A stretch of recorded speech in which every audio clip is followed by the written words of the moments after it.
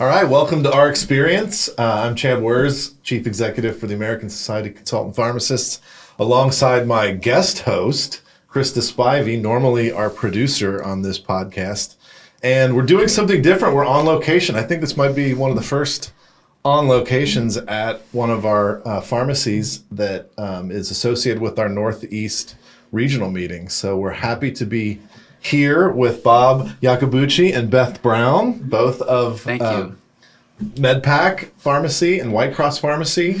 And we're just excited. Like, this is exciting. Like, this to do a podcast with a family business is, I said this as we toured your pharmacy, but there's a romanticism about it. I grew up like this, in a community pharmacy that evolved into a long-term care pharmacy. So a lot of commonalities to your story. In my story as a pharmacist. But let's talk about your origin story. Yeah, absolutely. Well, first, we'd love to thank you guys for coming down. We're happy to host you at our brand new facility here in Lincoln, Rhode Island. Yes. I don't know how much time we have, but we can start at the beginning. Please do. At the beginning. So we're a third-generation pharmacy. Started back in 1933. We'll kind of fast forward to 1980, and my father got into long-term care. It's one of the first in the Rhode Island area to get into long-term care. Bunch of nursing facilities, and it kind of grew from there. We still had the retail locations, and then in 1999, 2000, we sold the 2 retail locations and really just focused on long-term care. And it's been a little bit of a journey for the last 25 years to get to where we are now. Yeah. That's awesome. A little bit. It's an understatement. Yeah. No, like that. And we just recently, like you had said, we just recently moved to this new location. We're at 14,000 square foot. And, we were previously at 5,000 square foot. And, 10 years prior to that, we were at 2,500 square foot. So really, we've grown over the last, obviously, 20 years. But we slowly, where, as an independent, we learn you have to just slowly, don't jump, but, So we had to reinvent ourselves over the last 25 years. In the early 2000s, we were very big into the skilled nursing facility environment. So kind of the handwriting on the wall for us as a smaller provider, really then kind of focused more on the AL and the group home market. And then slowly in the 2010s or so, got into the home-based market with our multi-dose packaging. We had started that with a number of our group homes and AL facilities, and just kind of word of mouth, and it just kind of grew naturally into the home-based market. And that's where we are now. So really, we've moved out of the skilled nursing facility arena completely. That was a big switch for quality of life and where we saw our business going. We decided to focus on the ALs and the group homes and the MedPac at-home market, which is now kind of turned into its own industry of the long-term care at home. So I think we've really positioned ourselves well for the, next 10 to 15 years. Yeah. It's the what's old is new again routine. Pharmacy is in some ways the same, and in some ways is very different from, your pharmacy started in 1933. We have an apothecary in Alexandria that is historic. It's a museum now.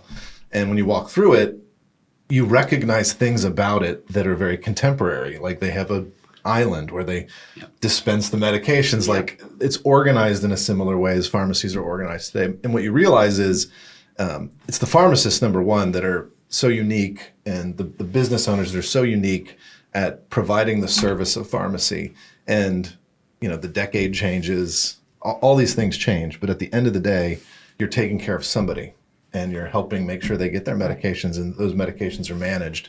And in some ways, ASCP is similar. Like it started in the late 60s. It started because nursing homes came online, and the first thing that those nursing homes did was they consulted a local pharmacy. They probably consulted your grandfather or your father and said, how do I do this? How do I handle 100 people on medications? What do I need to do so that I don't have 1,000 amber vials randomly showing up at my nursing home?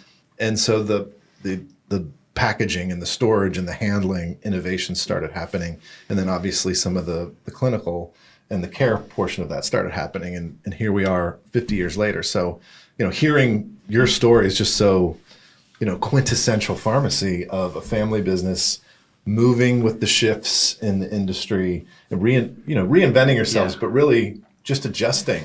Yeah, that's what I think. It's adjusting, and you see other independents that maybe, aren't, surviving, and we say it all the time, you have to adjust. The industry changes, and pharmacy industry changes slowly. So just adjust with them, see kind of the next thing that's going on, and start adapting and making the changes. Like we said, like the strip packaging, we saw that need because there was a shortage of staffing at a lot of the facilities. So what can we do to help them?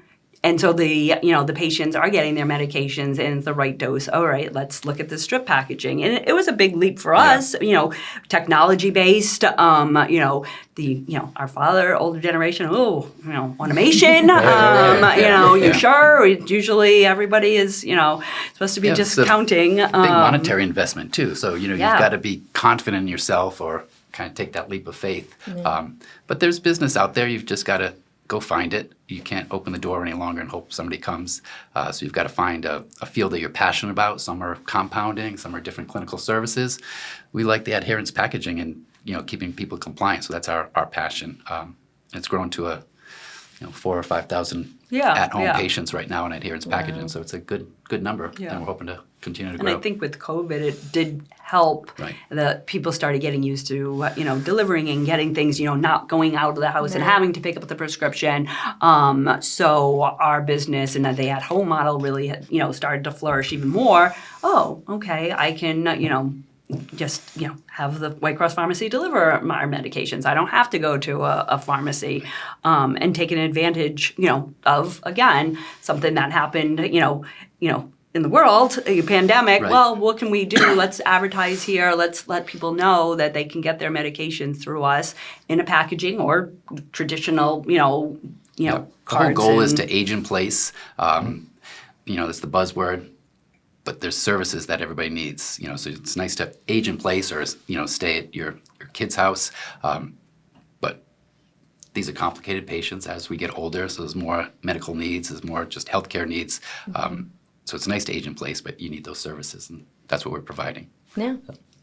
It's definitely something that I think the health industry as a whole has to grapple with. In some ways, and there's an overwhelming sense of positivity here at White Cross, and I appreciate that as a pharmacist because sometimes pharmacists and pharmacy business can be so negative. I say that all the time. Right? I'm not a pharmacist, a business major, and it's a really, doom and gloom. You read even any of the... I'll let Beth tell the story, but when, we have different small associations that we'll belong to, and Beth is a business background, and we brought her back into the business because we needed help on the business side. So I took her to a pharmacy association meeting, and she just walked out of the They, again, it was a lot of doom woe is gloom. me, I mean, woe is me. The weight of your and it was all about not getting the right pricing or not getting. And I'm like, well, do something, and I would said a few things. I said, well, what about changing up this? You got to look at your usual and customary prices and giving, just giving a little. And it was, no, that's not going to work. We don't have time. This is it. We're never going to have another independent again. And I was like, well, with that thought process, you're not. And it is. It's a very negative industry. And I have felt it's a very antiquated industry. And so like that, why we have to, stay positive, see what's the next thing that can happen. We don't want to, we enjoy working and we enjoy having our own business. We don't want to be the generation to close, Sure. 1933 business. Yeah. I don't want that on us. Right. So we have to survive a little bit more. Yeah. They can fail. Yes. Right. Not on my watch. That is not on my tombstone. Yeah. But yeah. So again, it is exactly what you said. It's very, you go to a lot of these conferences, and it's real heavy negative aspect where. Okay, start looking at it. If you want to stay in this industry, what can you do to change? What what path can you do? So that's that's what we're always looking for. It is antiquated, but we've brought in a lot of technology. There's a lot of technology pieces out there, but a lot of the backbones of the pharmacy systems are old school. Sure. So it's tough to. Yeah. But it's evolving, and I think there's so many great, like, just analogies about your particular business and pharmacy. Like, you're in Woonsocket, Rhode Island, home of CVS. You bought a building that they were in, and like you took them over in some sense versus what we always see in pharmacy. And then you're not far from Boston, and you're not far from, where they unleashed Amazon Pharmacy. Right. And that's compliance packaging. But what you found, and what you probably knew all along, was that it's not just the packaging. It's not the machine. It's how are you applying that to patients? How are you close to patients and having conversations about what's right for you? Your pharmacy has, I don't know if I counted 5 or 6 different dispensing methods, because you're trying to make it work for that individual or that group home or that assisted living center. And I think that's critical, because it says to everybody else, hey, we don't have to be afraid of Amazon Pharmacy is not going to take over the world. Right. They do one thing, and for a subset of people, that might be great. Yeah. But there's everybody else out there that has a mom, a dad, a grandma, a grandpa that worries about whether or not their meds are being taken correctly, that needs to be able to call a pharmacist on the phone and say, I'm having a problem. And you're addressing that. And I've always believed healthcare is local, and never more so than now with the population that we're dealing with, because they do need things. They're not healthcare professionals. They don't. Some of them might not even have healthcare professionals in their families, so they rely on the local pharmacist. And just like it was in 1933 when you relied on that local pharmacist, you're relying on them today, and that's critical. It's the stability of our work staff is critical. Yep. Like you said, people want to call, and they want to call the same person. They don't want to have to repeat themselves 3 or 4 They don't want different the times. Uberization of pharmacy.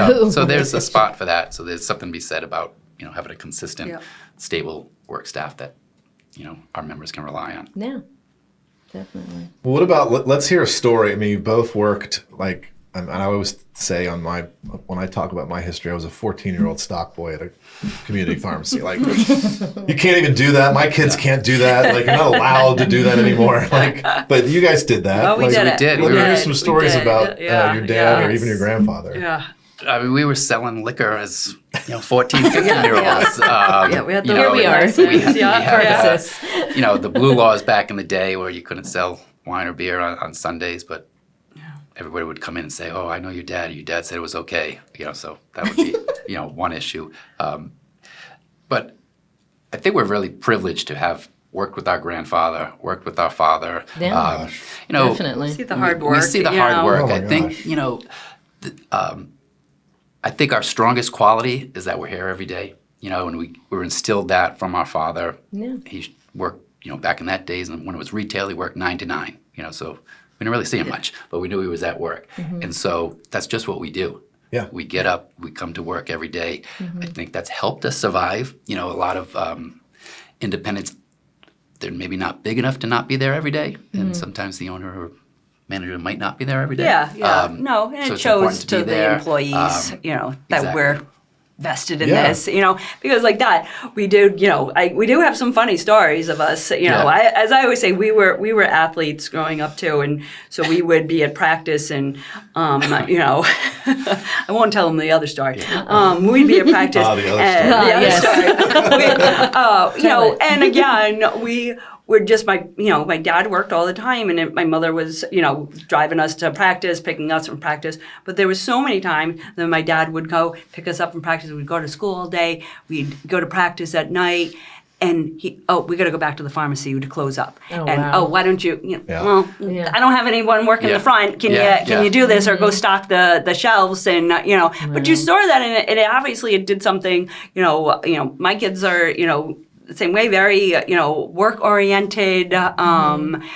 Just passionate. I'm like, do a job, be passionate about it, enjoy going into work every day. I mean, as I always say, not everyone loves going to work, but I enjoy it.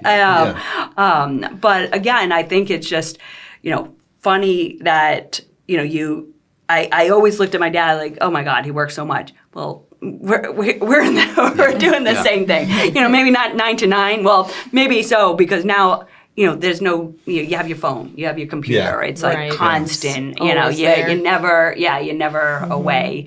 But I do think it's, that I think we're in the business because he let us make the decision to come into the business. Yeah. Right. He had a nice business, but he didn't say, you have to be a pharmacist. Beth, you have to be a pharmacist and come into the Right. business. So he wanted us to kind of get there on our own. Well, sorry to interrupt you, but the one thing I noticed when we were downstairs and you were about to give us the tour is you said there was a gap. Yep. I think 94 to 97, and you were yeah, kind of about that-ish. deciding. Deciding. So how did you again, get there? my dad didn't say you have to go to pharmacy school. So I went to Boston College and got a political science degree. And I swam and played water polo, so I wanted to go there and do that, and thought I would go to law school and all would be well. Decided not to go to law school, so worked for John Hancock for a little while, selling insurance.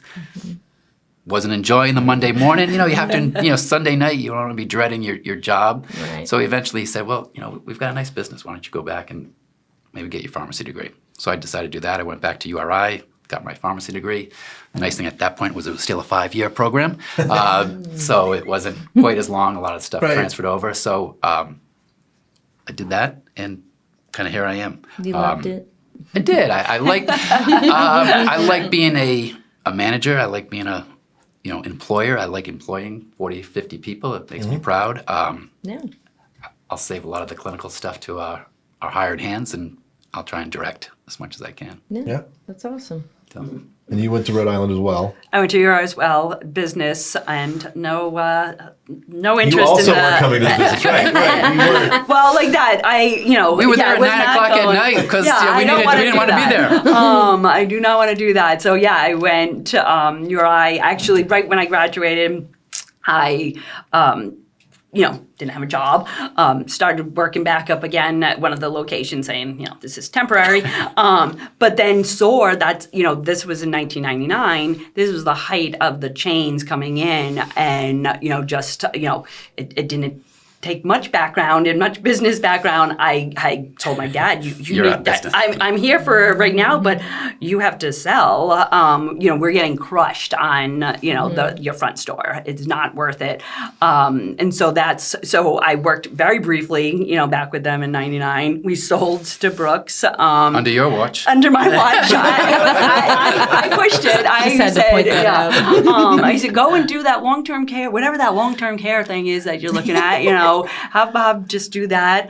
My dad, worked for Brooks with coming in not to compete.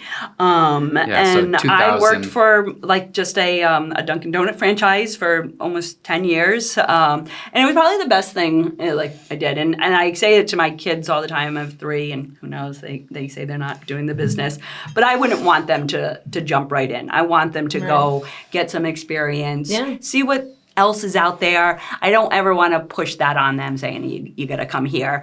So then like that, I was working away, enjoying my life.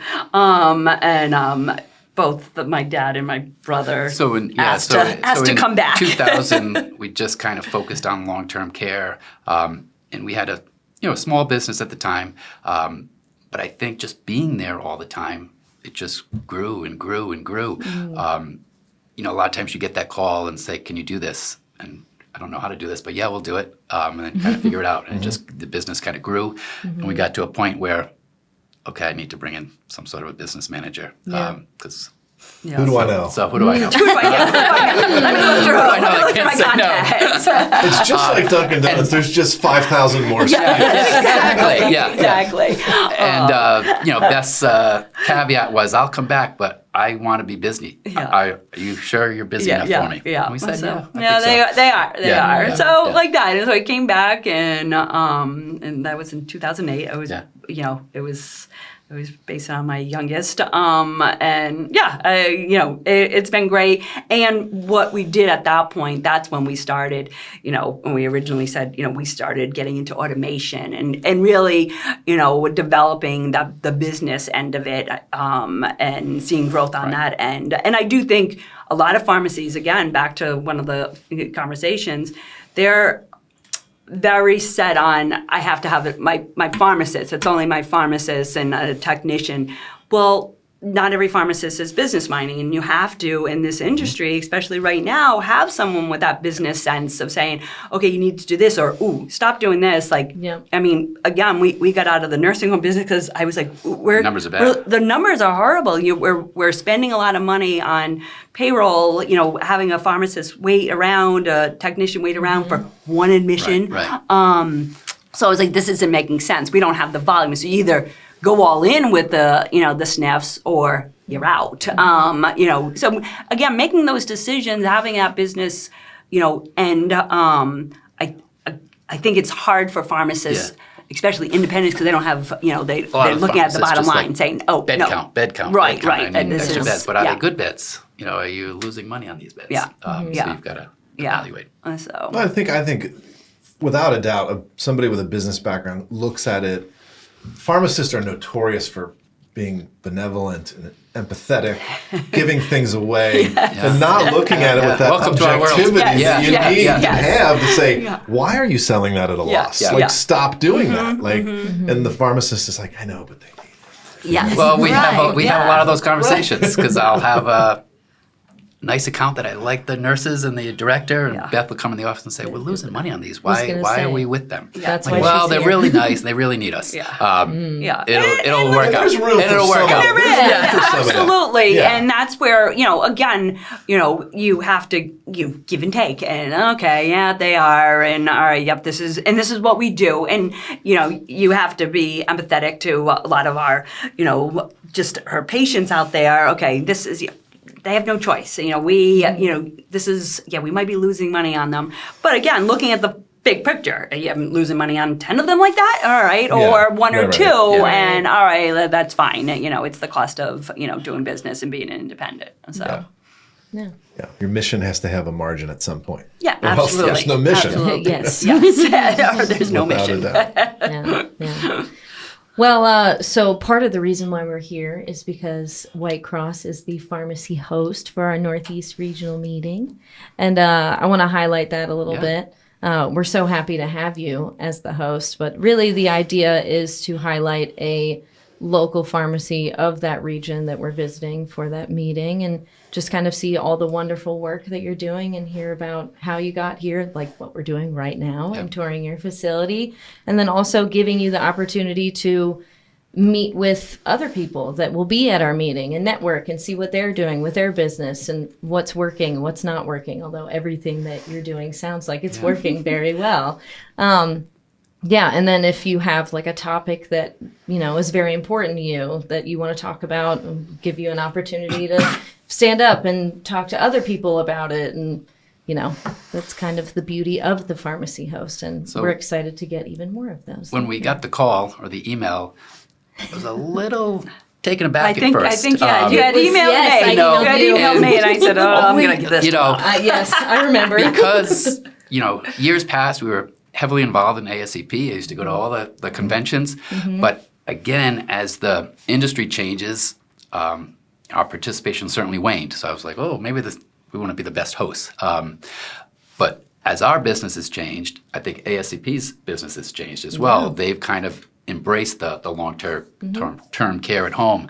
So we found a nice home back at ASCP. Yeah. There's certainly a place for other organizations, but we found I think this could be a home for us again. So Definitely. Well, that was going to be my next question. What does ASCP mean to you? What has it done? This would be a good question. Yeah. So, like I said, in years past, we relied on them for the policy and procedure manuals. We had all of that, and we downloaded those manuals, went to the conventions and helped with, our consultant pharmacist would go, so she would be abreast of all the survey changes. But then, like I had mentioned, didn't need those. Right. So we weren't active participants Right. for a long time. But now that we see your focus on the long-term care at home, the IRA Work. fiasco Yeah. that's about to happen. So we certainly are going to lean on you as advocates for us. Good. Yeah. And I feel like that's what, I've been a member of ASCP since 2000. Yep. 98 actually. I want to go back to the last century. But it's changed. The industry's changed. And our job is to be responsive. I liked what you said about looking at your customers and saying, we don't have to have more, we just have to have good quality. We kind of think about that from a membership perspective. Yeah. Like what we've tried to do in the last 7-8 years is value the member and create value for the member. I mean, that's what's important. It's not about having 10,000 members. I mean, ASCP represents pharmacists that do what you do. They work with older adult populations and group home populations. They're not going to be the biggest sector in pharmacy, but they're a critical sector. They're certainly the emerging sector with the population shifting. And what can we do to make sure that they have a pathway that is as clear as possible? Right. And that's, are we protecting their reimbursement? Are we talking to government about reimbursement? Are we making sure that their stories are getting out there so that congressperson or that agency worker at FDA or CMS is saying, oh yeah, long-term care at home, that makes a lot of sense.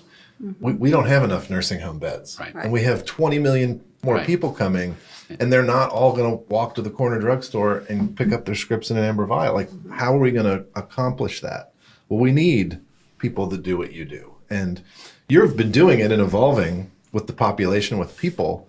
Government has to do that too. And then there's all the support along that. What can we be talking about clinically, because they're the kinds of things you're dealing with, so that you have, again, an opportunity to continue to have a 4th, 5th, 6th generation of White Cross Pharmacy. I mean, that's what we need. We need the resources from you folks, because we're busy. Trying to stay afloat, but we need to lean on you. Okay, we've got Senator coming in. Yeah. How do we talk to him? What are the talking points? What are something succinct that we can give him to say, this is the issue that we're facing? We can tell him anecdotal stories, but it's nice to hear, actual hard facts. Yeah.